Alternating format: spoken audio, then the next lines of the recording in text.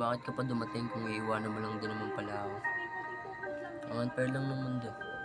Kasi kung sino pa yung totoo, siya pa yung palaging nasasaktan. Bitch.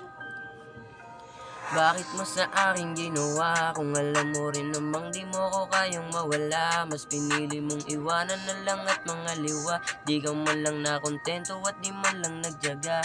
Tanong sa'yo, nasan na yung pagkawalang hiya? Ng mukha mong makapal pagtapos mo kong mapiga. Ano ba ang kasalanan? Bakit ka nangaliwa? O sadyang hindi mo kayang makontento sa isa? Tanong sa'yo ay bakit di mo kayang panindigan yung nangyari sa atin sa isa't isa?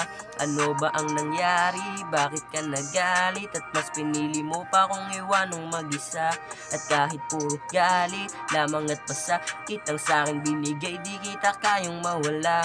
Napamahal ng labis, nasaktan din ng labis, kaya ngayon pinili ko na lang ng mag-isa. Nahawak ko ang lapis habang nasa batis, habang isinusulat kung paano nagsimula.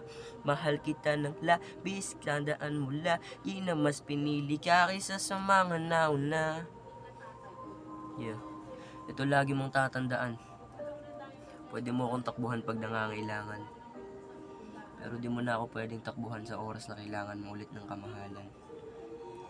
Siguro nga ay tama na ika'y mawala na. Tagal mo na pala akong niloloko lang, hiya ka. Mula nung nawala ka, ang buhay sumagana, na para bang bumabalik ako sa pagkabata. Kung pwede lamang bumalik, di sana ginawa.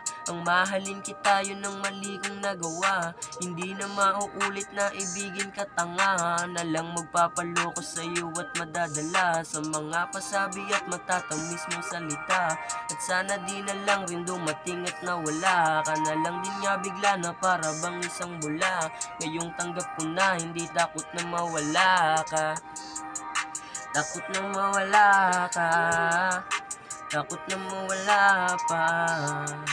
Ngayong tanggap ko na, hindi na rin ako takot na mawala ka pa. Tangin na. Pakinggan mo to. Ginawa ko yan para sa'yo. Bakit ka pa dumating?